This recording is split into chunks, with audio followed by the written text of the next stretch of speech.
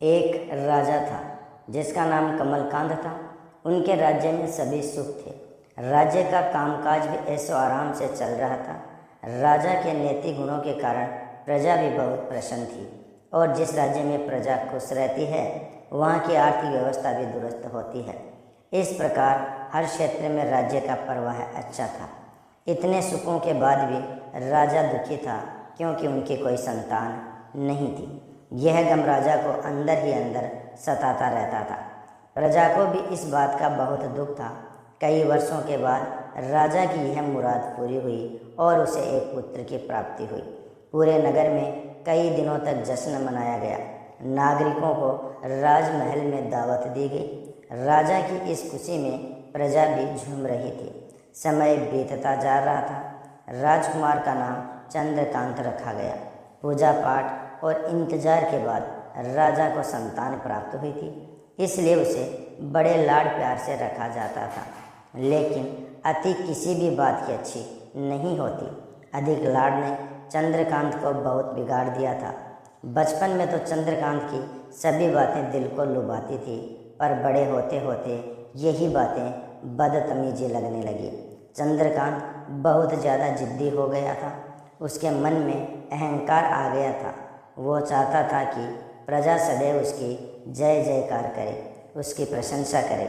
उसकी बात ना सुनने पर वो कोलाहल मचा देता था। बेचारे सैनिकों को तो वो पैर की जूती ही समझता था। आए दिन उसका प्रकोप प्रजा पर उतरने लगा था। वो खुद को भगवान के समान पूजता देखना चाहता था। आयु तो बहुत कम थी, लेकिन अहम कई गुना बढ़ चुका था। चंद्रकांत के इस व्यवहार से सभी दुखी थे। प्रजा आए दिन दरबार में चंद्रकांत की शिकायत लेकर आती थी, जिसके कारण राजा का सिर लज्जा से झुक जाता था। यह एक गंभीर विषय बन चुका था। एक दिन राजा ने सभी खास दरबारियों और मंत्रियों की सभा बुलवाई और उनसे अपने दिल की बात कही कि वे राजकुमार के इस व्यवहार से अत्यंत दुखी है। राजकुमार इस राज्य का भविष्य है। अगर उनका व्यवहार यही रहा तो राज्य की खुशहाली चंद दिनों में ही जाती रहेगी। दरबारी राजा को सांत्वना देते हैं और कहते हैं कि आप हिम्मत रखें, वरना प्रजा निसहाय हो जाएगी। मंत्री ने सुझाव दिया कि राजकुमार को एक उचित मार्गदर्शन और सामान्य जीवन के अनुभव की ज़रूरत है। आप उन्हें गुरु कृष्ण गुप्त के आश्रम भेज दीजिए। सुना है वहाँ से जानवर भी इंसान बनकर निकलता है। यह बात राजा को पसंद आई और उसने चंद्रकांत को गुरुजी के आश्रम में भेजा। अगले दिन राजा अपने पुत्र के साथ गुरुजी के आश्रम पहुँचे। राजा ने गुरु कृष्णगुप्त के साथ अकेले में बात की और चंद्रकांत के विषय में सारी बातें कही। गुरुजी ने राजा को आश्वस्त किया कि वे जब अपने पुत्र से मिलेंगे तब उन्हें गर्व महसूस होगा। गुरुजी के ऐसे शब्द सुनकर राजा को शांति महसूस हुई और वे सहर्ष अपने पुत्र को आश्रम में छोड़कर राजमहल लौट गए।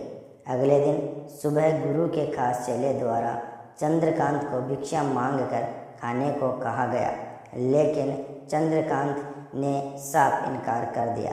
चेले ने उसे कह दिया कि अगर पेट भरना है तो भिक्षा मांगनी होगी और भिक्षा का समय शाम तक ही है, अन्यथा भूखा रहना पड़ेगा।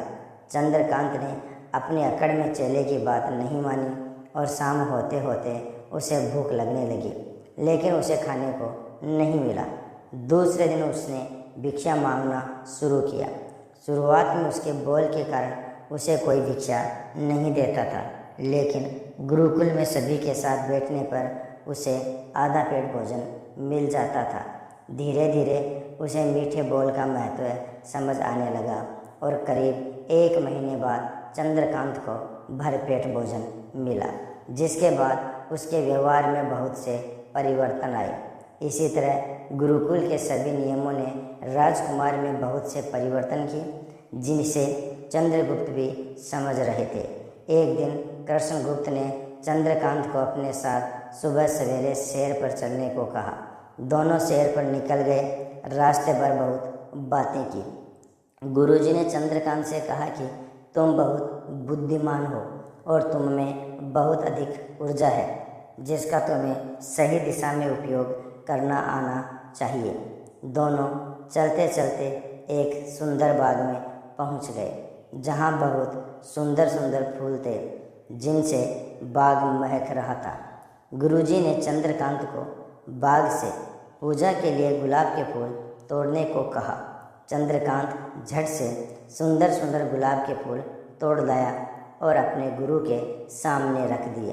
अब गुरुजी ने उसे नीम के पत्ते तोड़कर लाने को कहा। चंद्रकांत वो भी ले आया। अब गुरुजी ने उसे एक गुलाब का फूल सूंघने को दिया और कहा, बताओ कैसा लगता है। चंद्रकांत ने गुलाब सूंघा और गुलाब की बहुत तारीफ की।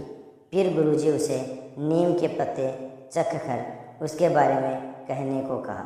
जैसे ही चंद्रकांत ने नीम के पत्ते खाए, उसका मुंह कड़वा हो गया और उसने उसकी बहुत निंदा की और पीने का पानी ढूंढने लगा। चंद्रकांत की यह दशा देख गुरुजी मुस्कुरा रहे थे।